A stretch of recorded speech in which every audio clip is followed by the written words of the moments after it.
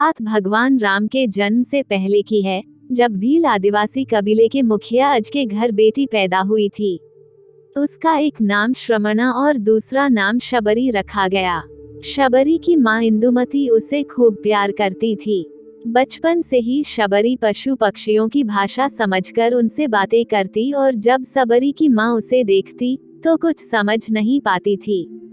कुछ समय बाद एक पंडित ने शबरी के परिवार को बताया कि वो आगे चलकर सन्यासी बन सकती है। इस बात का पता चलते ही शबरी के पिता ने उसका रिश्ता तय कर दिया। जैसे ही शादी का दिन नजदीक आया, शबरी के घर वालों ने खूब सारी बकरियां और अन्य जानवर घर के पास लाकर बांध दिए।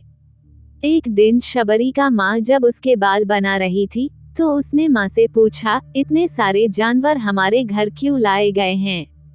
माँ ने जवाब दिया, बेटी, तुम्हारा विवाह होने वाला है, इसलिए हम लोगों ने इनका इंतजाम बलि के लिए किया है। तुम्हारी शादी के दिन ही बलि प्रथा होगी और फिर इनसे स्वादिष्ट भोजन बनाकर सबको परोसा जाएगा। ये सब सुनकर शबरी दुखी हो गई। काफी देर तक शबरी ने उन जानवरों को आजाद करने के बारे में सोचा। सोचते सोचते शबरी के मन में हुआ कि अगर ये जानवर यहाँ नहीं होंगे तो इनकी बलि रुक सकती है। ऐसा नहीं हुआ तो मेरे घर से कहीं चले जाने पर ही यह बलि रुकेगी। जब मैं ही नहीं रहूंगी तब न विवाह होगा और न ही बलि प्रथा। इससे मासूम जानवर बच जाएंगे। इसी सोच के साथ जानवरों को रखी गई जगह पर शबरी पहुंची। उसने सोचा कि उन्हें खोल देती हूँ, लेकिन वो ऐसा नहीं कर पाई। उसके बाद शबरी जंगल की तरफ भागने लगी। भागते भागते शबरी ऋषिमुख पर्वत पहुंच गई। वहां करीब 10,000 ऋषि रहा करते थे। शबरी को लगा कि वो भी इसी जंगल में किसी तरह ऋषि मुनियों की सेवा करके अपना जीवन जी लेगी। वो चुपचाप उसी जंगल में एक हिस्से में किसी तरह से रहने लगी। शबरी रोजाना ऋषि मुनियों की झोपड़ी के आगे झाड़ू लगाती और हवन के लिए लकड़ियां भी लाकर रख देती। ऋषि मुनियों को समझ नहीं आ रहा था कि जंगल में उनके काम अपने आप कैसे हो रहे हैं। एक दिन शबरी को किसी ऋषि ने देख लिया। उसे देखते ही उसका परिचय पूछा। जैसे ही शबरी ने बताया कि वो भील आदिवासी परिवार से संबंध रखती है, तो उसे ऋषियों ने खूब डांट लगाई। शबरी को इस बात का बिल्कुल भी पता नहीं था कि उसकी जाति छोटी है और उसे ऋषियों द्वारा जाति की वजह अपमान सहन करना पड़ेगा। इतना सब होने के बाद भी शबरी हर ऋषि मुनि के दरवाजे पहुंचती और उनके आंगन में झाड़ू लगाकर उनसे गुरु दीक्षा देने के लिए कहती। हर कोई शबरी को उसकी जाति की वजह से अपने आश्रम से भगा देता था। ऐसा होते होते काफी समय बीत गया। उसके बाद शबरी मतंग ऋषि की कुटिया में पहुंची। वहां पहुंचकर मतंग ऋषि को शबरी ने बताया कि वो उनसे गुरु दीक्षा लेना चाहती है। उन्होंने खुशी खुशी उसे अपने गुरुकुल में रहने दिया और भगवान से जुड़ा ज्ञान देते रहे। शबरी ने भी अपने गुरु मतंग ऋषि की सेवा करने में कोई कसर नहीं छोड़ी। वो गुरुकुल के भी सारे काम करती थी। शबरी से खुश होकर मतंग ऋषि ने उसे बेटी मान लिया था। समय के साथ मतंग ऋषि का शरीर बूढ़ा हो गया। उन्होंने एक दिन शबरी को अपने पास बुलाया और कहा, बेटी, मैं अपना देह त्यागना चाह रहा हूँ। बहुत साल हो गए इस शरीर में रहते रहते। शबरी ने दुखी मन से कहा, आपके ही सहारे मैं इस जंगल में रह पाई हूँ। आप ही चले जाएंगे तो मैं जीकर क्या करूँगी? आप अपने संग मुझे भी ले जाइए, मैं भी देह त्याग दूंगी। मतंग ऋषि ने जवाब दिया, बेटी, तुम्हें चिंता करने की जरूरत नहीं है। राम तुम्हारी चिंता करेंगे और ध्यान भी रखेंगे। शबरी ने राम का नाम सुनने के बाद पूछा, वो कौन है और उन्हें मैं किस तरह से ढूंढूंगी? मतंग ऋषि ने बताया, राम कोई और नहीं भगवान हैं। वो तुम्हें सारे अच्छे कर्मों का फल देंगे। तुम्हें उन्हें ढूंढने की कोई जरूरत नहीं है। वो एक दिन खुद तुम्हें खोजते हुए इस कुटिया में आएंगे और तुम्हें उनके हाथों ही मोक्ष मिलेगा। तब तक तुम इसी आश्रम में रहो। इतना कहते ही मतंग ऋषि ने अपना शरीर त्याग दिया। शबरी के मन में मतंग ऋषि के जाने के बाद से एक ही बात थी कि भगवान राम स्वयं उससे मिलने आएंगे। वो रोज भगवान राम से मिलने के लिए बाग से अच्छे अच्छे फूल लाकर पूरा आश्रम सजाती और भगवान के लिए बेर तोड़कर लाती। भगवान के लिए बेर चुनते हुए शबरी उन्हें चख लेती थी, ताकि भगवान वो सिर्फ मीठे बेर ही दे। रोजाना शबरी इसी तरह भगवान के दर्शन की आस में फूल और बेर इकट्ठा करती रहती थी। इसी तरह इंतजार में कई साल बीत गए। शबरी का शरीर एकदम वृद्ध हो गया। एक दिन आश्रम के पास के ही तालाब में शबरी पानी लेने के लिए गई।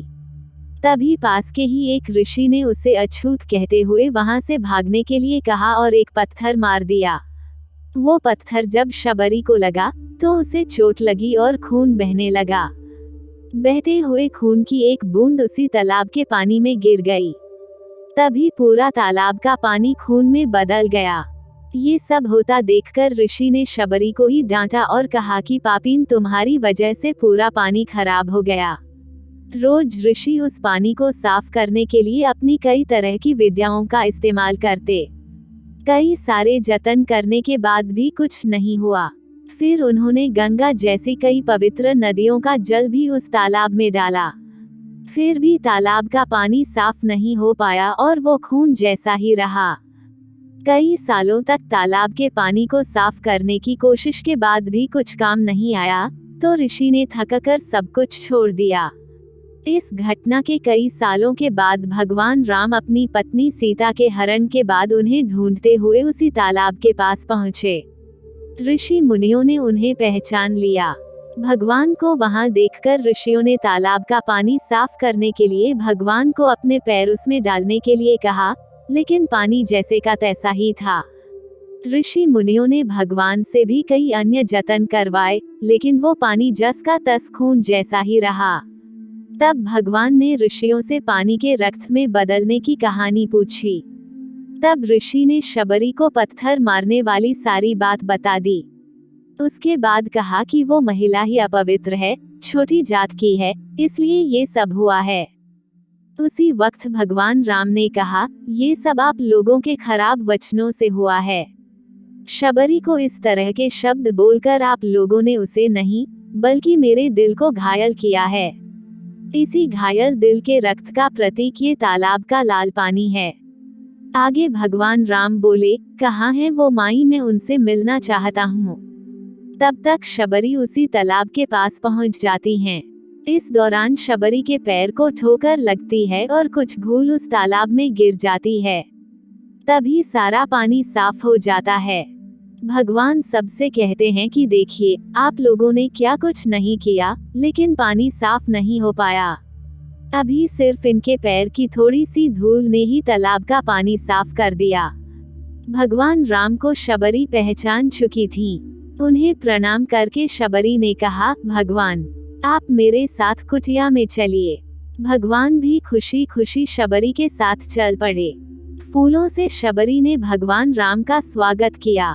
वो सीधे बेर तोड़ने के लिए बाग गईं और चख चख कर उनके लिए बेर लेकर आई।